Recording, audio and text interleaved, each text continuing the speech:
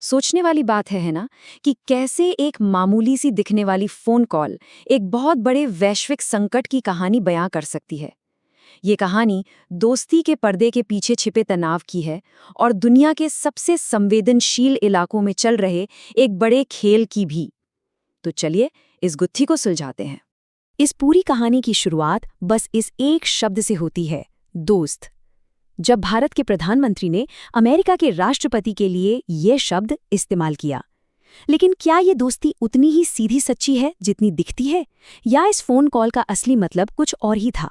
यही सवाल इस पूरी कहानी को समझने में हमारी मदद करेगा। हम देखेंगे कि कैसे एक अकेली फोन कॉल दुनिया भर में फैले तनाव, पुरानी दुश्मनियों और तेजी से बदलते समीकरणों की परतें एक-एक करके खोल देती है। तो सबसे पहले इसी शब्द की पड़ताल करते हैं, दोस्त। क्या अमेरिका और भारत के बीच वाकई सब कुछ इतना दोस्ताना है?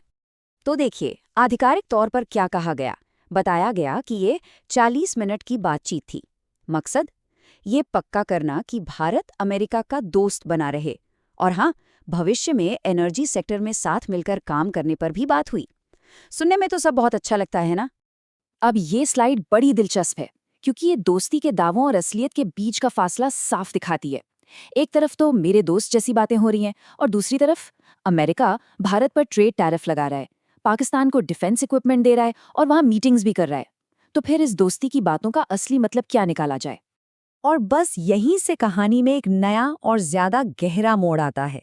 ये फोन कॉल असल में भारत अमेरिका के रिश्तों के बारे में कम और पश्चिम एशिया में पनप रहे एक बहुत बड़े संकट के बारे में ज्यादा थी। दोस्ती की बातों के ठीक बाद बातचीत का असली मुद्दा सामने आ गया। अमेरिका और ईरान के बीच बढ़ता तनाव और दुनिया के सबसे जरूरी समुद्री रास्तों में से एक हॉर्मुज स्ट्रेट के नाजुक हालात। अब ईरान की मांग कितनी बड़ी है, इसे समझने के लिए चलिए थोड़ा इतिहास में चलते हैं। याद है पहले विश्व युद्ध के बाद जर्मनी पर कितना भारी जुर्माना लगा था? उसे चुकाने में जर्मनी को करीब 100 साल लग गए और आखिरी पेमेंट जाकर 2010 में हुई थी। हाँ, ईरान ने अमेरिका से ठीक इतनी ही रकम मांगी है, 270 अरब डॉलर। ये फिगर सुनने में ही चौंकाने वाला है, लेकिन इसके पीछे ईरान ने कुछ ठोस वजहें भी दी हैं। तो आखिर ये 270 अरब डॉलर का हिसाब आया कहाँ से? जैसा कि हम देख सकते हैं, ईरान का कहना है कि ये अमेरिकी हमलों में मारे गए 42,000 लोगों, तबाह हुए उसके इंफ्रास्ट्रक्चर और बर्बाद हुए न्यूक्लियर साइट्स का हर्जाना है। चलिए अब उस जगह पर ध्यान देते हैं जहां ये संकट सबसे ज्यादा गर्म है, हॉर्मुज स्ट्रेट। यहाँ पर ना चीजें बहुत तेजी से बिगड़ी। सबसे पहले ईरान ने एक बड़ा कदम उठाया।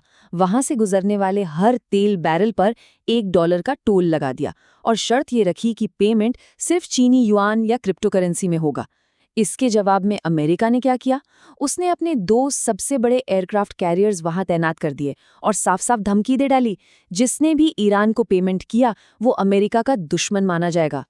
तो इस पूरे मामले पर दुनिया के बाकी बड़े देश क्या कर रहे हैं? जैसा कि इस चार्ट में दिख रहा है, रिएक्शंस काफी मिले जुले हैं। चीन ने तो खुद को न्यूट्रल बताया है और कहा है कि वो ईरान की मदद नहीं कर रहा। वहीं दूसरी ओर भारत डिप्लोमेटिक रास्ते तलाश रहा है। प्रधानमंत्री मोदी फ्रांस, जॉर्डन और मलेशिया जैसे देशों से बात कर रहे हैं। ये जो मामला अब तक एक इलाके का लग रहा था, अब वो पूरी दुनिया के पावर इक्वेशंस में अजीब से बदलाव ला रहा है, जिससे खतरा और भी बढ़ गया है। और इसी बीच एक ऐसी खबर आई जिसकी शायद किसी को उम्मीद नहीं थी। कनाडा ने ऐलान किया कि वो लेबनान को मदद देगा। अब सुनने में तो ये एक सामान्य मानवीय सहायता लग सकती है, लेकिन इसके पीछे की जियोपॉलिटिक्स बहुत गहरी है।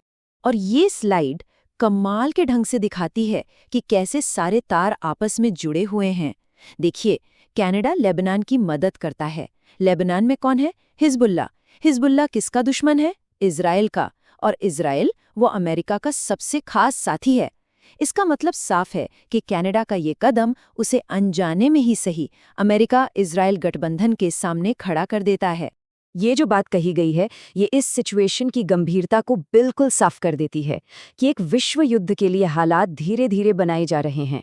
ये हमें सोचने पर मजबूर करता है कि कैसे छोटी छोटी अलग अलग लगने वाली घटनाएं मिलकर एक बड़े संघर्ष की जमीन तैयार कर रही हैं। तो हम वापस उसी सवाल पर आ जाते हैं।